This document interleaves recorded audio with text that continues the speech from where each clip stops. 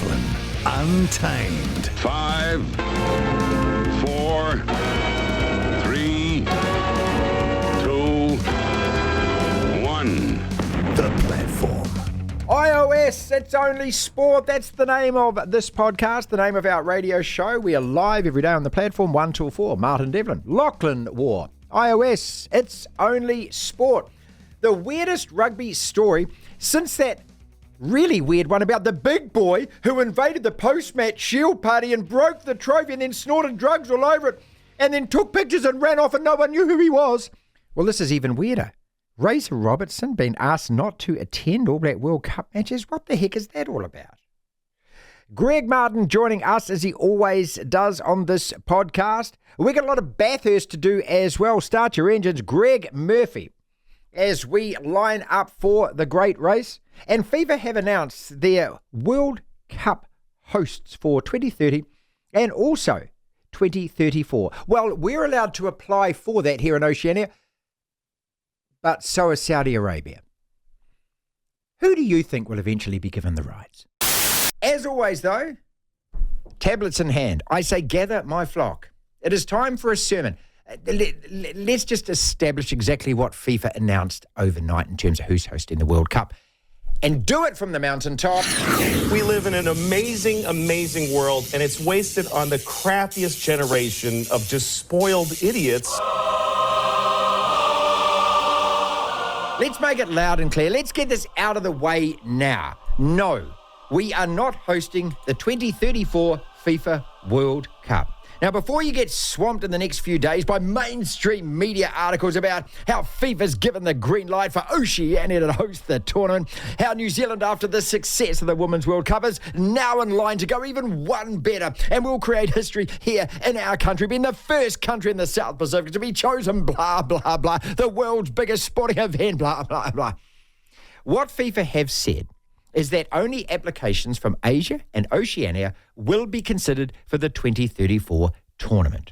2030 tournament goes to Morocco, Spain and Portugal, with matches also going to be played in Paraguay, Uruguay and Argentina. Right.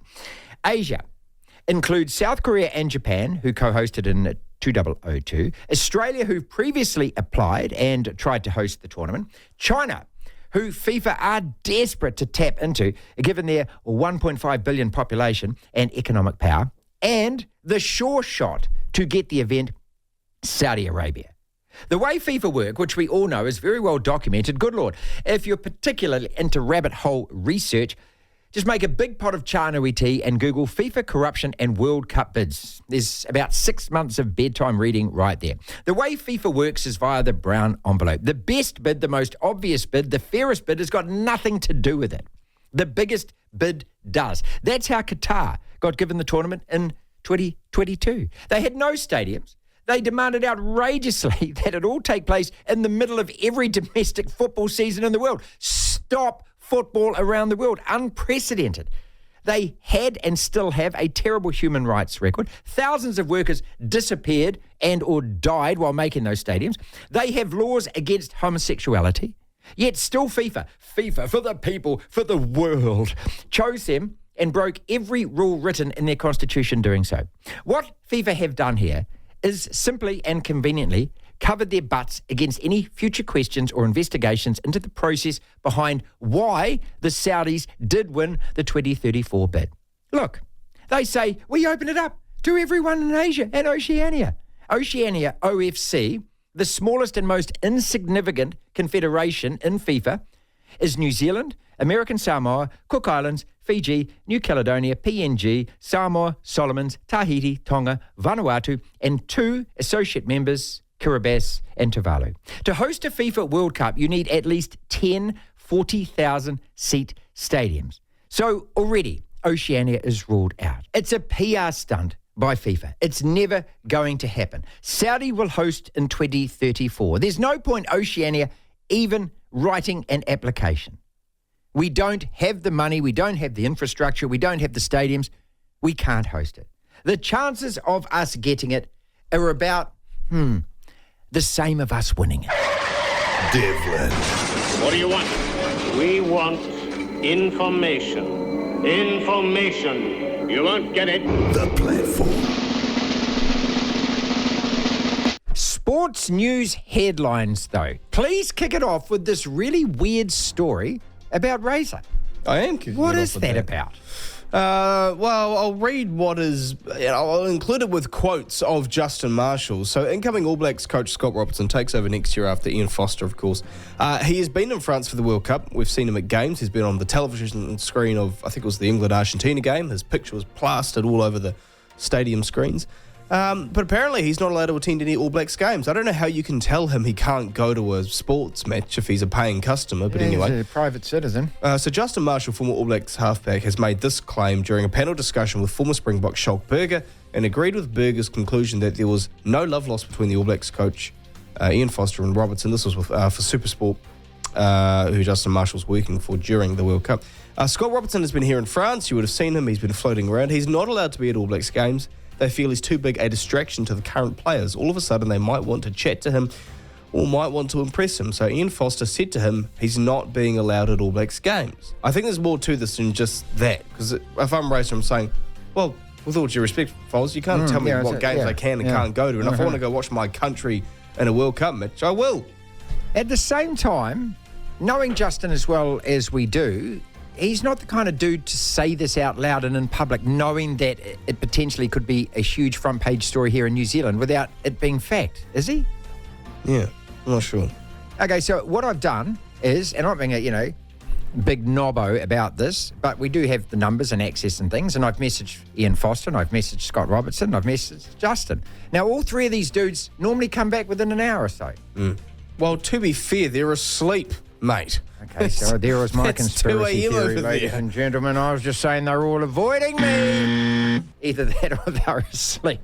Oh, more on this a little later on in the show. I want to talk V8s, mate. Let's get into it. FIFA has announced the extraordinary decision to host the World Cup in 2030 across 3 continents. Look at the top text.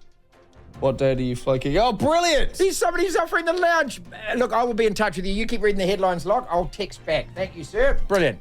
Yeah, wonderful. And a donut all over that. Yeah, FIFA has announced the extraordinary decision to host the World Cup in 2030 across 3 continents to celebrate the centenary of the tournament in South America. So Morocco, Portugal and Spain have been confirmed as joint hosts of the finals in 7 years' time. But games will also take place in Uruguay, Argentina and Paraguay, meaning the tournament will be in 6 countries. The reason that the games are going to those 3 countries, reasons, apparently, to celebrate a year.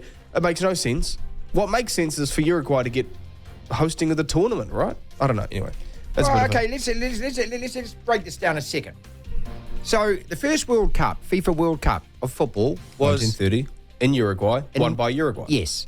So Is he going to celebrate it? Since 1930, they've had 99 years, Lachlan, to figure out that the centenary is going to be In Uruguay. 2030. Well, 2030, yes. Okay, so why not just have the whole tournament there as a celebration? Or play one game there. See, this is FIFA for the world and, the climate change and the carbon credits and everything else. So now you've spread three countries across 2 continents in Europe, another 3 countries across another continent in South America. So that's 3 different continents, 6 separate countries, and you have to get people from all of those. Well, that's good for What about Paraguay? That's good for carbon credits, How isn't have it? Paraguay found their way into this? The only thing we know about Paraguay, it was the place where all the Nazis went after the Second World War. They opened the door and let them all in. Weird. Anyway, but you make a good point, though, because the first line from President Gianni Infantino's speech said, "In a divided world, FIFA and football are uniting." Okay, this is my conspiracy theory on this. Infantino wants to be re-elected to the FIFA presidency like Sepp Blatter did time and time again. So, he's got 2 countries in Europe that are hosting. He's added in Africa, Morocco. He's now got South America and 3 countries in there. He has also promised only Asia or Oceania can apply for the 2034 World Cup. So apart from CONCACAF, he's got all of the confederations on board right now. Yeah. I mean, that's not Not a bad election democratic. tactic, is it? Yeah, well, maybe they should do that. Did you in New just say, Zealand. were you about to say the word democracy with FIFA in the same sentence? Yeah. Good God, Lachlan, come on, man. How long have you been alive? Stop it, mate. Clearly 5 minutes. All right, I'll run through these next few stories nice and quick. Champions League this morning. Great win for Newcastle, beating PSG 4-1 at home. Man City, of course, won 3-1 away to Leipzig. Barcelona got a victory. Lazio beating Celtic.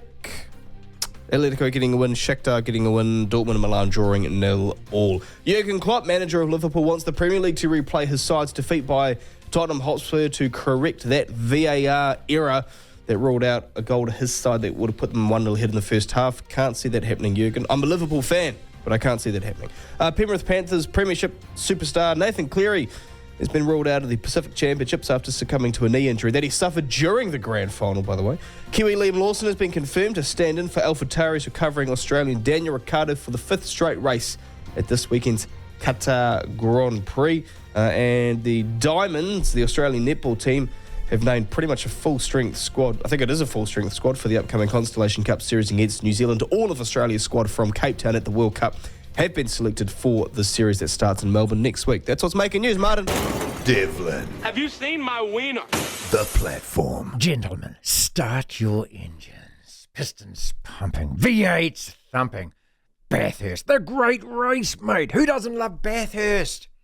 It is just one of the most iconic sporting events on the calendar down this end of the world. It's Sunday. I know you know that already. Get yourself all sorted. You're going to need a few pit stops along the way. Perhaps a co-driver to also help you get through.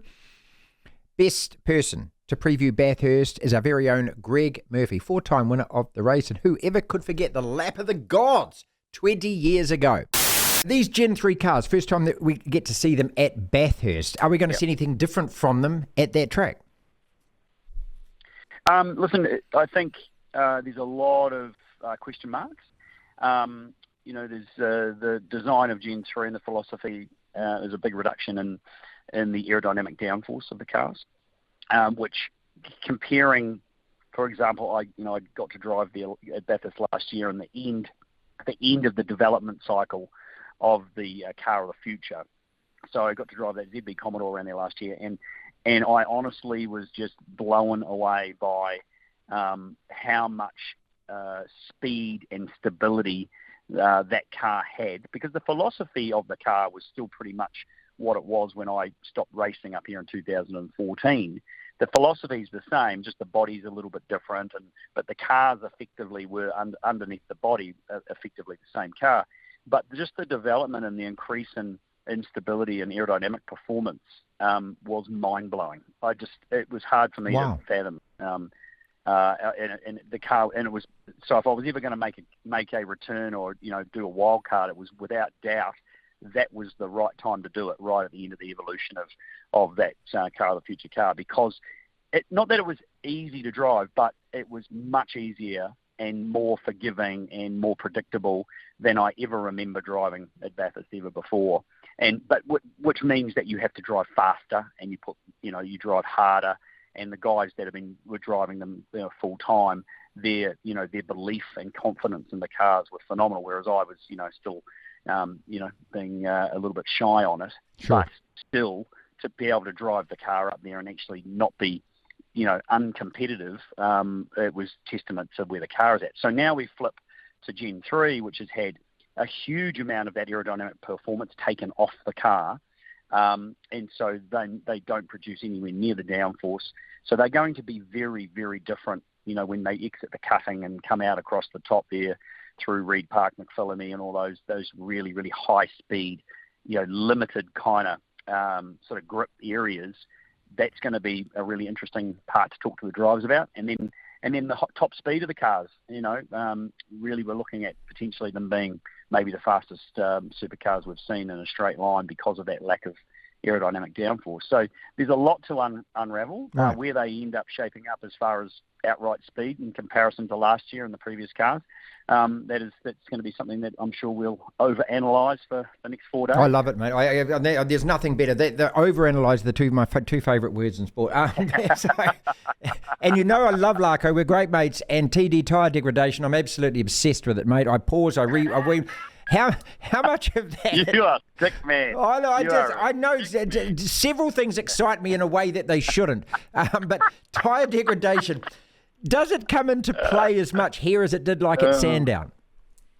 Well, it didn't actually come into play at Sandown as much as I didn't. I sort of stayed away from it. But as much as it was focused on for the two and a bit days before the race started, it ended up not being as bad as what was anticipated, or predicted.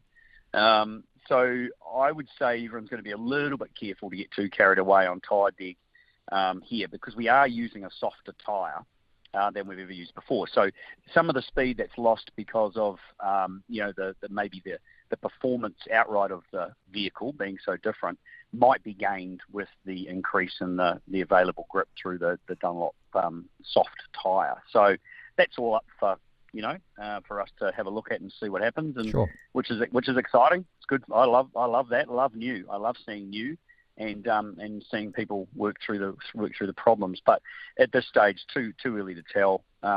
And I think it's after Sandown, everyone's going to be a little bit more circumspect about getting too carried away on tyre deck. Are we ever going to see another biffo like between you and Marcus? And why the hell Geez, not? I hope so. Come on, why not, Geez, I mate? hope Yeah, so, as mate. fans, we want it, man. We want to see two. I mean, we don't want to see any cars crashing or any kind of bollocks. Well, what we want to see is we want to see two drivers getting out and just going nuts on each other. That's what we want to see, don't we? I know. I'm sick of seeing me and poor old Mark going at it. But it's 18 years ago. That's Come on, it. let's find someone else. Take the bloody bat And run with it. Someone else. That's run it. with it. Yeah. Exactly. Couldn't agree more. We need some more biff. Bring it back. A couple of quick questions. The minutiae of just, like, say, for example, tell us, when you're coming over, my favourite bit is when you're flying, over the Big Dipper or whatever it is, where you can't see the track and you're just seeing sky in front of you, right?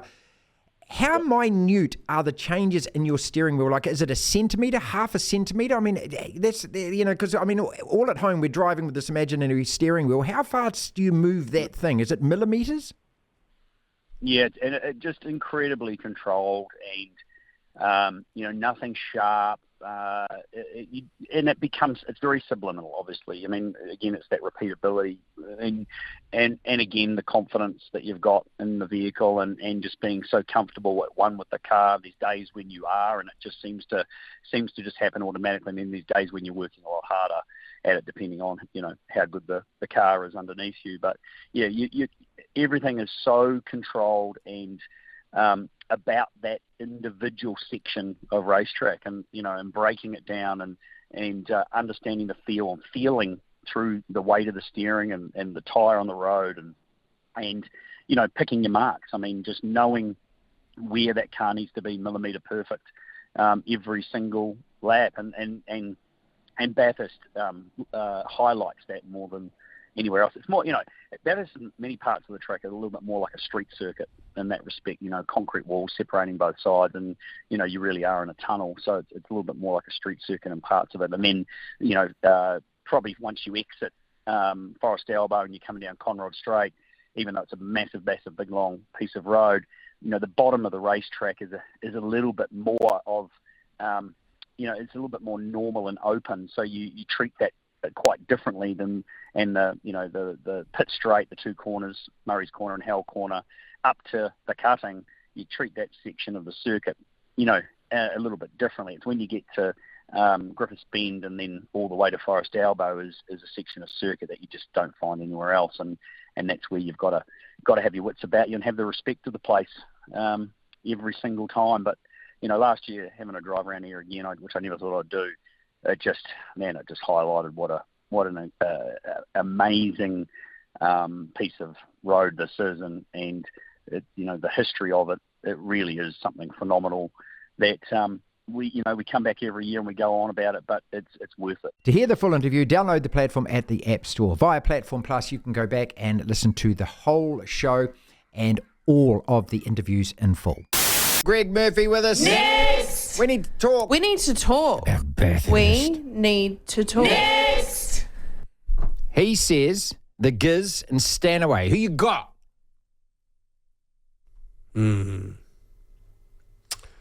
I will say... I'll say Whincup and Brock Feeney. I think it's the best duo in the field. It's all about endurance. All about endurance. Do you believe Greg when he said that give Jamie Whincup just a good few weeks in the car, he could still drive as good as every other driver in Super? Yeah, he retired prematurely, I reckon. Yeah? Yep. He's that good even now? Well, in that case, he was that finishing means that second in the championship the year that he retired. because that means that if he's the best co-driver, does that mean that those two win the race? Well, that's my logic behind thinking that they're, saying that they should be the favourites. It's because that's the best duo. It's all about the duo. Because your co-drivers just got to leave the ego behind, don't they? Do your job, mate. Do your job. There's Bill Belichick. Next! Your favourite ever driver or your favourite ever Bathurst? Favourite driver, without a doubt, Craig Lowndes. Why him?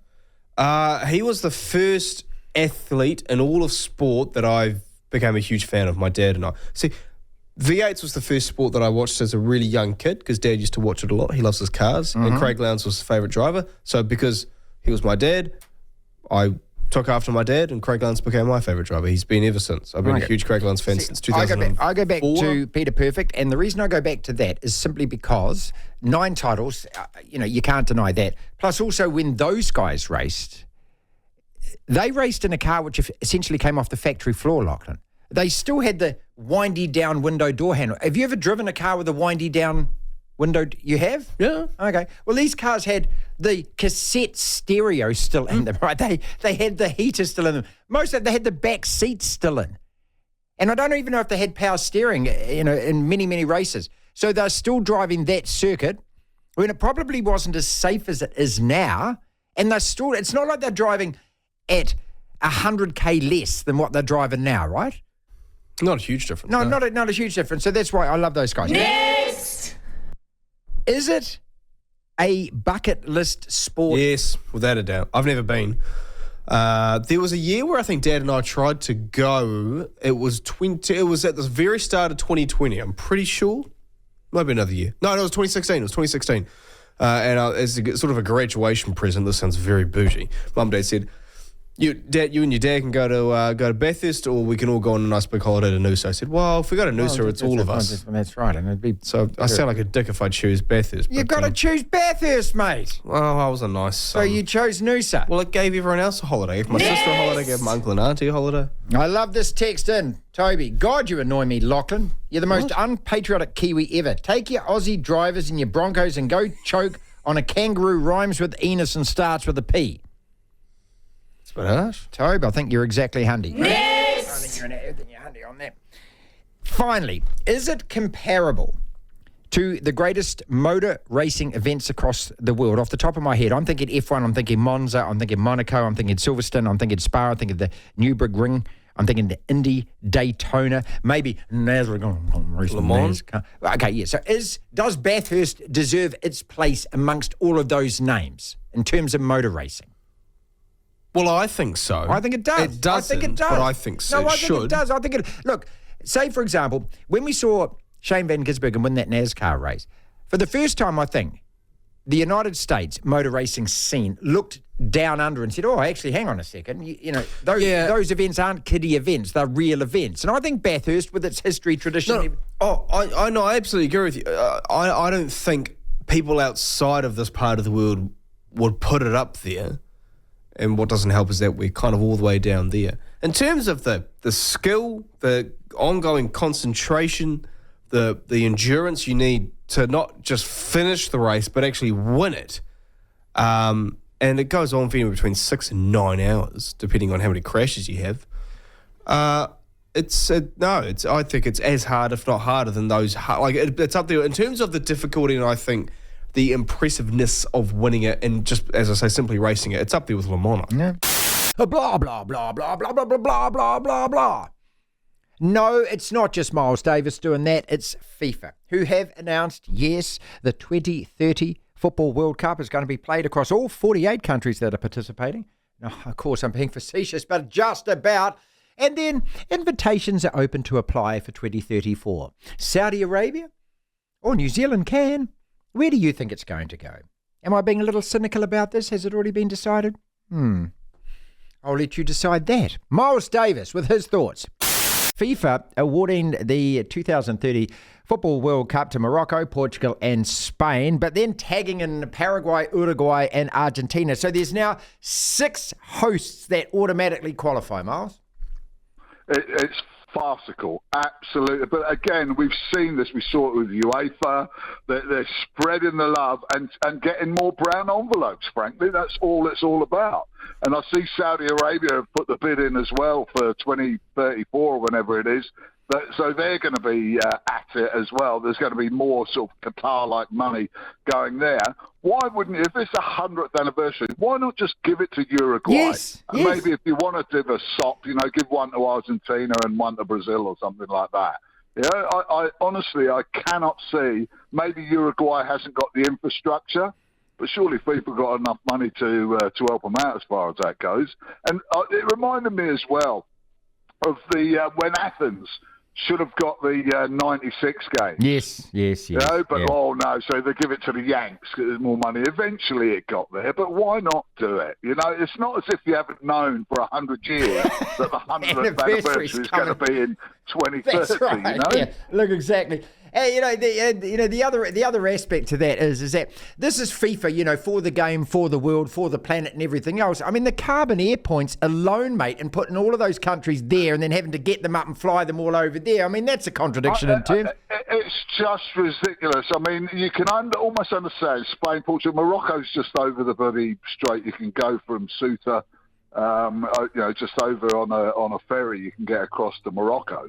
But still, but to go right on the other side of the Atlantic and bung those ones in there for one game? And why give it to all? Why not just have one game for Uruguay? Yeah, because that's a celebration. Why spread it around all the South American ones? Well, how does Paraguay get it? I mean, so what did they do again apart from kick the crap out of everyone every time that they play in the tournament? Maybe Paraguay have got the key vote for Infantino's re-election.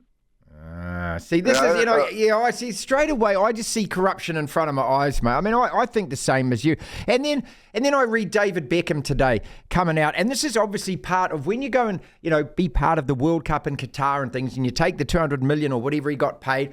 That part of it is that afterwards, then you've actually got to do a bit of promotion for them. So he's now come out and he said... Well, you've sold your soul, haven't you? You've sold your soul. And that's what he says. I mean, this level. Latest, rubbish from him where, look, I met a whole lot of the LBGB community in Qatar and they told me that it's never been safer. They've never had better lives.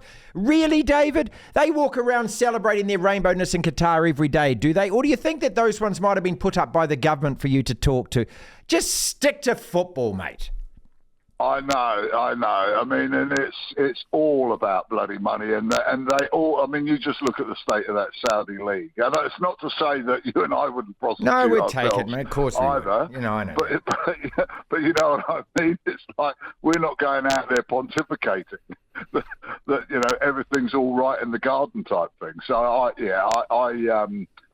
I despair about it, and I think the same about rugby. I just wrote a column this morning about. You didn't realise I could write, did you? AI did it for me actually. I just wrote a column this morning about the rugby and the Rugby World Cup and the way that Webb Ellis would be looking at the game and thinking, what on earth is this? And it's all down to broadcasters and the money that they inject into the game.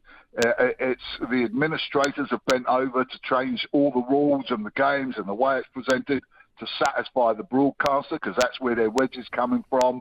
And money, especially football, that gets so much influence around the world because the passion for the game is huge. It's the world game. The passion for it is immense. Therefore, governments, everyone who's got access to money wants to gain influence on it. So therefore, if you're high up in FIFA, you're going to be open to bribes and corruption the whole bloody time. Well, it's human nature, isn't it? And it's, and when we make jokes about the fact, look, if they were offering us the live golf money or anything else, I remember watching Jeff Hurst sit there before the Qatar World Cup, and I know he's a beloved hero of yours, and sitting there saying, there's no human rights issues here and everything. And I was thinking, dude, why is it? Of course you're saying this because of the money. And look, all of us have got a price. I understand that, but it doesn't make it right. No, it doesn't. But to be fair to Sir Geoffrey, who was an early guest on the House of Football, I might add. Yeah, good point. He had to sell all his gear just to live. I mean, he was on 200 quid a week. You know what I mean? It's not as if he was earning a fortune from the game. So if anyone slips him a fiver nowadays, he's quite happy to say whatever. Appreciate The Tight Five. 5 separate sporting topics, roughly about a minute on each. And when that happens, we move on to the next topic. Is the 2034 Football World Cup going to Saudi Arabia, Lachlan, or does Oceania really have a chance if they put in an application? Jurgen Klopp wants the game versus Spurs replayed. David Beckham has come out overnight and said that he is proud to have represented Qatar, that he spoke to a whole lot of the LGBT community over there and that they are very happy in Qatar, the rainbow community, they're well looked after, said David when he received his $200 million cheque for being there. Do we care about who we, the All Blacks, get in the quarterfinal? The big Rugby World Cup games this weekend. Ireland, Scotland, Japan, Argentina. And the One-Day Cricket World Cup. Let's kick it off, though, with what I started the show with, which was a sermon from the top of the mountain about FIFA and their announcement overnight that the 2030 Football World Cup is going to be hosted across 2 continents, 3 different countries. So the combined bid of Morocco, Portugal and Spain. Now, if you've ever been to Europe, you know that it's a hop, skip and a jump. It's just a short ferry ride from Spain across the strait, past the Rockagy and into Morocco. Mm-hmm. But they are also hosting initial games in Uruguay, Paraguay and Argentina. Now, the reason they're doing this, they say, has been the 100th year anniversary of the very first FIFA Football World Cup in 2030, which was hosted and won by Uruguay. That tradition, history, all of that. So, this is FIFA. For the game, for the world, for the people. And they're just so obsessed about rainbow ticks and climate change. I mean, wokey. How can you spill all of that rubbish, take the backhander from the Qataris, rearrange every domestic football league in the world, know that tens of thousands of workers died, know their laws are anti-homosexual, know that the way that you cannot be free if you are a member of the rainbow community in those countries in the world, knowing the human rights abuses and everything else. Then you add in the fact that all of this climate change going on, how much carbon pollution is... They've got all of these teams now, right? So that's at least 6 different teams, if not more, in South America, and you have to then get them over to Africa and you're across continents, flying all the places. Come on, son. Are we meant to believe all of this? Well, it's really strange. I mean, there's a lot of layers to it. Well, for starters, if you're going to mark the occasion of 100 years since the first tournament, then you either have it, the whole tournament, or a couple of games in this case, hosted in the country that won it or the country that first hosted it. That makes sense. I'm sorry, but is that not the most sensible idea of all? Why don't you just host it where it was hosted? You've had 99 years to prepare for the centenary. I could understand. I mean, this is like World Rugby making the decision, I can understand them doing something with the World Cup to say, oh, it's 100 years, let's give it to Brazil because they've won the most, or when it comes to world football, Brazil are probably the biggest international brand, is that fair to say? I think they're the eternal spiritual holders of the trophy, aren't they? I mean, everyone recognises the yellow shirt and all of that. The beautiful game is synonymous with them. Players and whatnot. Sure. But yeah, it's a really strange situation. It really is. Argentina and Paraguay are doing somersaults. I don't know how they've got dragged into this. They're stoked. Like, why are they hosting games? Paraguay? Yeah. But I'm sorry, why not Ecuador? Yeah. Why not Peru? Peru, sure. Why not Bolivia? Well, what about Brazil? They've won it 5 times. There you go. Brazil is sad. They go, what the heck do we have to do? What, a 6th? Okay. Chances of things happening here. What is more chance of happening? That the Oceania bid for the 2034 Rugby World Cup is successful, or that the New Zealand Rugby Review into the Hawke's Bay debacle concludes that those players took drugs, snorted and cavorted all over the shield and smashed it. Can I say neither? I think you can say neither. Jurgen Klopp wants the game replayed. Is it going to happen? It won't. It should. It won't. should not. Here's you the can't thing. go back and replay games. I kind of agree with that, and one thing I've always thought is that, well, I mean, if that happened at the very end of the game and it would have drawn the game, like the last kick of it, then I think there's more of an argument for it. But it happened in the first half, and there's so much of the game to be played. The complexion of the game changes when Liverpool go ahead 1-0, maybe Spurs become a bit more desperate, and heck, they get a couple of goals. But this is the most, at least in recent years, well, definitely since VAR's come in, the most blatantly incorrect decision in football. Yeah. At least that I've seen personally. Question. I've watched a lot of football over the last 4, 5, 6 years. And every time a big mistake has been made, a penalty hasn't been given, an offside goal has been awarded when it should have been and whatnot, the VAR have always apologised and gone, cool, we'll move on. And the other team's been and the team who are on the receiving end of it have been forced to, like for example. That's the big question you need to answer. If the roles were reversed and this was Spurs demanding the game would be replayed, how would you be feeling? Now, this is the thing.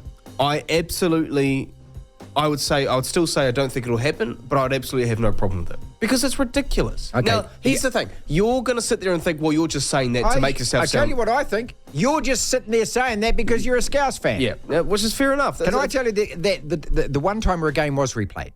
It was in 99. FA Cup. Yeah, Arsenal... Was it Arsenal? Sheffield Wednesday, I think it was, or Sheffield United. And do you know what happened? It was an unsportsmanlike gesture. So what normally happens when a player gets injured and is on the ground and the other team kicks the ball out, and then what you do is you throw it back to them, right?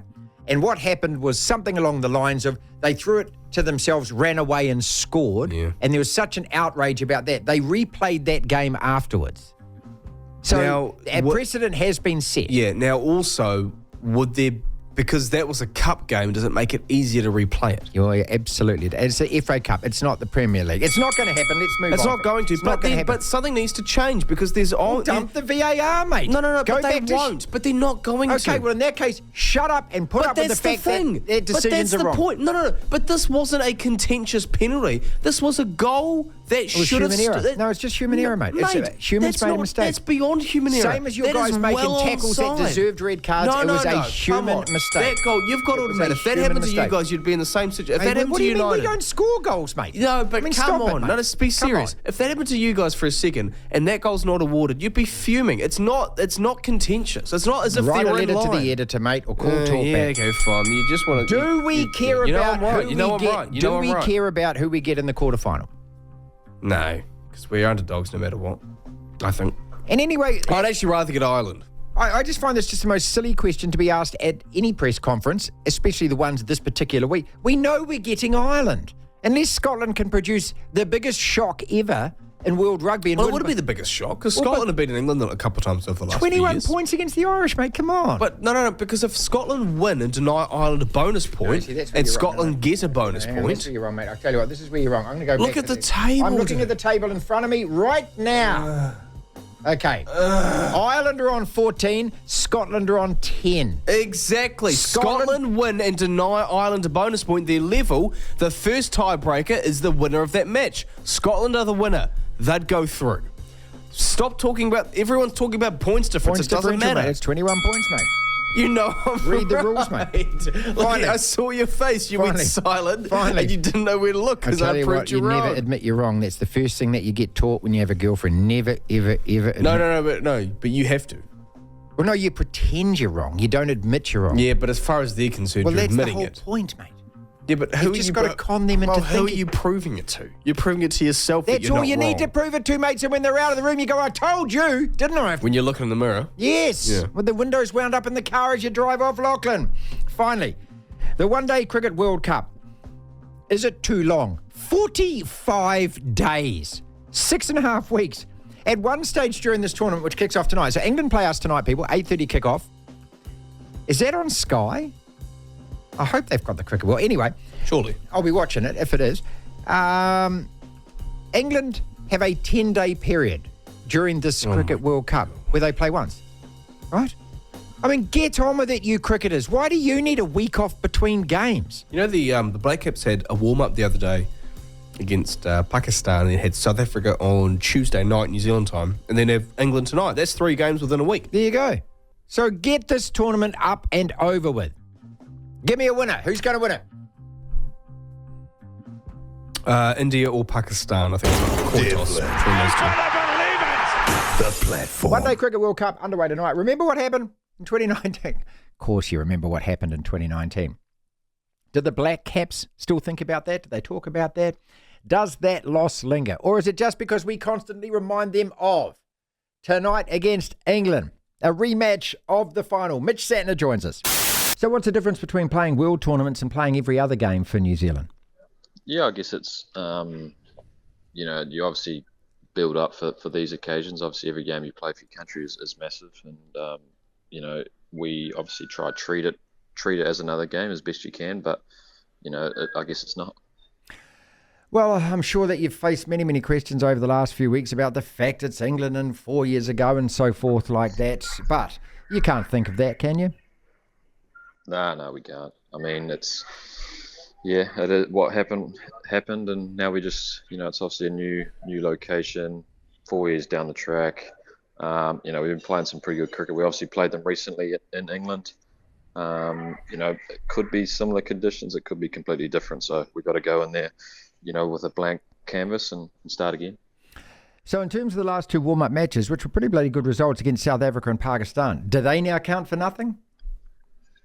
Yeah, warm-up games are warm-up games, and you're obviously trying to prepare the best you can. I think, we got what we want out of it. A lot of guys got some runs and some time in the middle, and the bowlers got, a few overs and time in the leg. So, they don't really count for anything now, but, the guys obviously are in good shape going into the first game. So how do you approach your opponents? Do you look at it in terms of we're playing the white team today, the blue team next, the green team after that, or do you actually spend a lot of time dissecting every opponent? I guess with this throughout this tournament, we've got a lot of time between games, so there is time to, scout. We do that quite thoroughly. Obviously, we've played these guys recently in a lot of games over in England, so the personnel hasn't changed too much, just the conditions. So I guess we're trying to figure out what we're likely to get. In here in Ahmedabad, we've played a few games here. It's been pretty good, but on the day you have to be able to adapt, and that's what we're going to do. In terms of the draw, it's a bit like the All Blacks have faced. We get a crackerjacker match to start with, and then we get three opponents, and I'm not going to call them lesser opponents, but the Netherlands, followed by Bangladesh, followed by Afghanistan, are teams that we would expect to beat. Is that fair?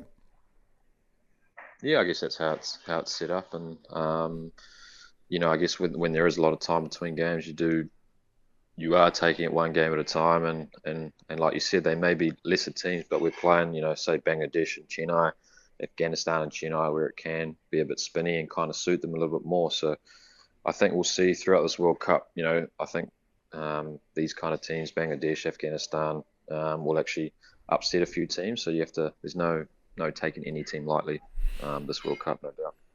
Yeah, I suppose that was the point I probably didn't make, but I was trying to make, was that every single team. Do you target certain teams, or do you just play every team as a must-win game? Yeah, I think you have to kind of play, target. Every game's a must-win game. I guess there will be teams beating each other, so I don't think any team's going to win every game, and you obviously have to. Win probably 5 or 6 or maybe 7, but that's obviously a few games down the track, and you just have to turn up on the day and beat your opponent once and move on. So you don't target a certain amount of wins before the tournament? No, I don't think you can really. I mean, obviously you just treat this game coming up as a must win, and then if we don't get across the line against England, we know that if we can win these next few games and maybe beat a couple of the other big teams, you might be safe. But it's obviously 9 games down the track, and I guess you do want to kind of think that way, but at times you just need to peel it back and go, all right, today we've just got to beat this team, and then we'll see what happens after that. Do you like this format where you play everyone? Yeah, I think it's a good format. It obviously makes a longish World Cup with the break in between, but I guess I guess it's a fair reflection of where you stand if you play everyone and try to beat everyone. How's Tim looking? Yeah, he's pretty chipper, full of beans, but he's been having a bowl, and I think obviously him and Kane aren't ready for the first, but they're taking it day by day and seeing how we're going. And how is Kane? It's a question everyone's asking every day. Yeah, I bet. We get it as well. Oh, mate, it's exciting, isn't it? I mean, as I said right at the start, this is as good as it gets, mate.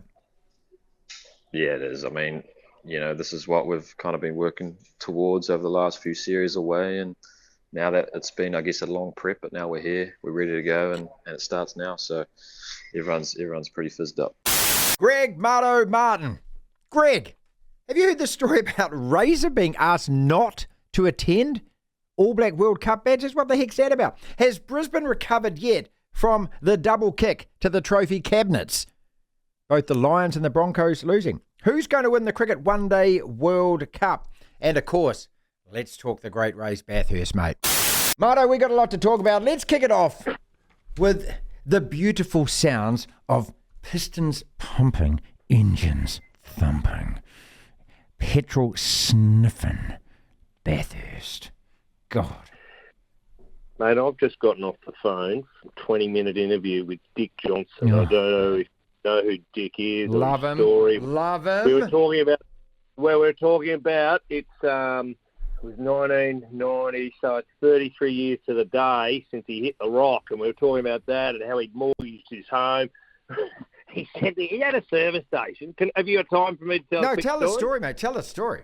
Oh, no, he owned a service station, so Dick was there, and he's in his 70s now, still running a race team with 2 cars, etc.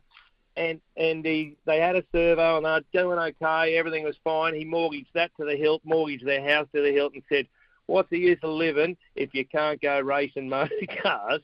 And his wife went along for the ride, and what a ride it's been. And he told me years ago, and I've got him to repeat it today, he was a swimmer when he was a kid. And I said, "Dick, was it about 10 or 11? Your old man let you start driving?" And the pool from his house is a suburb of Brisbane, about 8 k's. His old man, he said, "No, it was 8. They had to drive to the pool every morning." His old man said, "I'll take you and the sisters to swimming training if you drive," from the age of 8. So it was Wow. etched in something going to be a driver, mate. So yeah, Bathurst, one of the great traditions where most Australians drink a can every 3 laps, which equals a 30-can carton. So what a day for Australia. Look, we had Murph on the show. I love Murph. You love Murph as well. Yeah. 4-time winner, the hot lap, everything, mate. And I tell you what, I can listen all day to these guys about, just talking about cars, about driving that track. And because we all imagine it. We all imagine we could do it. It's like watching baseball. Yep. We all think we could play the game. We all think we could drive around Bathurst. My favourite bit is that bit where you come over the Big Dipper and all you see is sky. You can't see the track. How big are your nuts? Well, that's why it's called Skyline. And just there, because I covered motor racing for 3 years with Fox, it was incredible. They're still doing 165, 170 there and just drop. But they do know, because they do 160 laps during the race, they do know that there's a track on the other side. But, shit, anything can happen. It is incredible. And you know what? You do understand this. They're the best talent, as we call it. Yeah, on, no question. Greg Martin, Triple M out of Brisbane with us. Is Briz over the double kick to the trophy cabinet? Is it? Are you talking about rugby league and AFL and Brisbane's involvement in both grand finals on the weekend? I am. If a city of 2 million, which is Brisbane, if a city ever needs a group psychologist, it's Brisbane. On Sunday and Monday and into Tuesday, and we offered that on our radio show because we call them the Bryans, the Broncos and the Lions. We combined the two, and people were ringing up, and I'd go, Triple M's counselling service, and they'd go, "I'd like to talk about the Lions," or they'd go, "I'd like to talk about the Broncos." And we got through it together, Marty. Okay. We got through it. All right. And as of this morning, we all went, I can't even remember what had happened on the weekend. We have completely wiped it from our memory, and we pushed on. And you know what? The thing is, normally there's a weekend after the rugby league and AFL. There's usually a spare weekend before Bathurst. And that's the weekend when blokes get to meet their children sometimes for the first time in so, and they get to say hello to their wife. But in terms of, and that's when divorces happen, because their wives meet their husbands. Oh, they go, that's right. God, you're a prick and you're a pig, you're mate. a That's dick. right. Yeah, God. Yep. Yeah, I forgot. So what's happened, I think an organisation probably called Anti-Divorce Australia has gone, what you need to do is just keep jamming sport into blokes. Don't give them a chance. Yep. Because a mate of mine's Brisbane's best divorce lawyer, and he'll tell you after the first day after Christmas, and I think I've spoken to you about this, the first day he gets back after Christmas holidays, his busiest day of the year, because people spend time together and they go, I actually hate you. And, so thank God. This is sport, keeping Australian families together. The weirdest story in New Zealand sport this week, and it's not snorting cocaine off the Ranfurly Shield, and the fact that Greg, you know what happened to that trophy? It fell off the table, Greg, and it broke. Yeah, I know. These things happen. I know. Is that the weirdest story, or are you telling me there's no, hell no. So just a couple of things. None of the players have been drug tested because no, New Zealand Rugby are taking care of that. No, Hawke's Bay are taking care of that. No, you've got to contact the RPA. No, it's New Zealand. No, it's the RPA. So the hot potato got thrown around.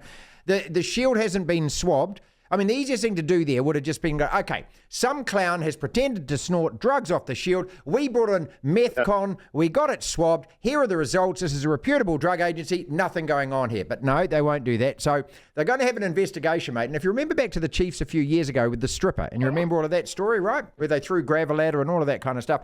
In the end, they blamed a 70-year-old bus driver. So what's going to happen here? He got the stripper? As the 70-year-old bus driver was tied to the Ranfurly Shield and it fell off the table. So that's sort of that story, okay? So that's not weird. What's really weird is what's emerged today that Razor has been told not to attend All Black matches. What do you make of that?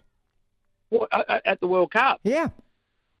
He's over there, clearly. I haven't heard this one. So he's over at the World Cup, but is he allowed to just sit in the grandstand or not come down to the dressing room? Well, I would have thought that as a private citizen, he can attend any match. But the story has come out. Justin Marshall was talking about this on Supersport South Africa and said, I'll tell you something. And he said, and Scott Robertson's been told not to attend, too much of a distraction. The players don't need it. And apparently, well, where could that have come from? That could only have come from the All Black coach. And Justin must have only got it from Razor himself because he's not going to just start talking stuff like that unless he's heard it from a good source. God, yeah. What's this World Cup you're talking about? When's that on? Don't know anything about it. Look, it's the one that you're going to be back in after Portugal blank Fiji in the last pool match. Marty, but you know what? It's bloody possible. So we're not giving up. You know the Wallabies are still training, if you call it that. They're still training because, well, they gave them 3 days off after our big. Don't forget. We gave it. We pumped Portugal, copped those big ones. Portugal. So we pumped them last weekend. 3 days off. We've had to go back to training because just in case Portugal beats Fiji, we could be in the quarters yet. To hear the full interview, download the platform at the App Store. Via Platform Plus, you can go back and listen to the whole show and all of the interviews in full. That's our podcast for today. Thank you so much for listening. If you want to listen to the entire show, 1 till 4, Monday to Friday, download the Platform app, and via Platform Plus, you can go back and listen to whatever shows over however many weeks at your leisure, at your listening pleasure. Platform Plus. First thing to do, though, is download the Platform app. Devlin. You gotta love sport. The Platform.